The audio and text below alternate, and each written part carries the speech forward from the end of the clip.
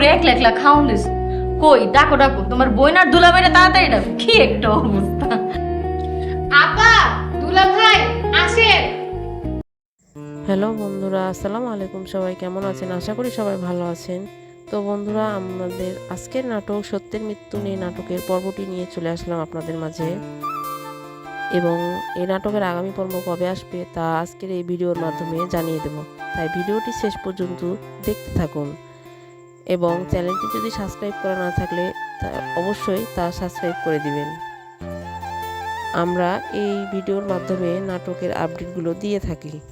তো বন্ধুরা, আজকে আমাদের নাটকের মেন টপিক হচ্ছে শুরুতেই মিম সবার অজান্তে তার বড় ভাই সালাউদ্দিন ও বোন আমেনাকে শ্বশুর বাড়িতে খাবারের টেবিলে নিয়ে আসে, কিন্তু মিমের শ্বশুর ও শাশুড়ি তাদের পছন্দ করে না।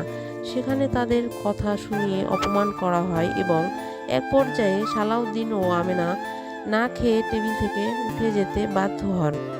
এই নিয়ে মিম ও তার স্বামী মইনের মধ্যে কথা কাটাকাটি হয়। খাবারের টেবিলে অপমানিত হয়ে আমেনা প্রচণ্ড অপমানিত মানসিক আঘাত পান।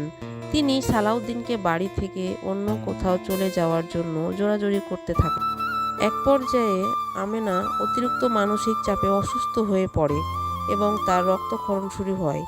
হাসপাতালে নেওয়ার পর জানা যায় অতিরিক্ত মানসিক চাপের কারণে আমেনার গর্ভের সন্তান নষ্ট হয়ে গেছে। সন্তানের মৃত্যুর পর সালাউদ্দিনও গভীরভাবে ভেঙে পড়ে এবং তিনিও এর জন্য তার বাবাকে দায়ী করে। হাসপাতাল থেকে ফিরে সালাউদ্দিন স্পষ্ট জানিয়ে দেয় তারা আর এই বাড়িতে থাকবেন না এবং আমেনা কিছুটা সুস্থ হলে তারা 7 দিনের মধ্যে এ বাড়ি থেকে চলে যাবে।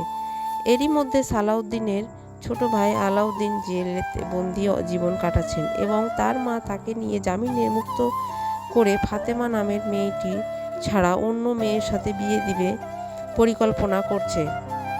অন্যদিকে পরিবারের অন্য সন্তান তৈয়ব অলস জীবন ছেড়ে হঠাৎ বাবার ব্যবসার ইচ্ছা প্রকাশ করে। তো বন্ধুরা, এখন জানিয়ে দেবো আমাদের নাটকের আগামী পর্বটি কবে আসবে। সত্যের মৃত্যু নেই নাটকের আগামী পর্বটি আসবে 1 থেকে 2 তারিখের মধ্যে। কে কোন জেলা থেকে আমার এই ভিডিওটি দেখছেন তা অবশ্যই কমেন্ট করে জানাবেন। আপনাদের কমেন্টগুলো আমরা আগামী পর্বে তা জানাবো। দেখা হবে বন্ধুরা আগামী নতুন কোনো নাটকের আপডেট নিয়ে। সে পর্যন্ত ভালো থাকবেন। ধন্যবাদ সবাইকে।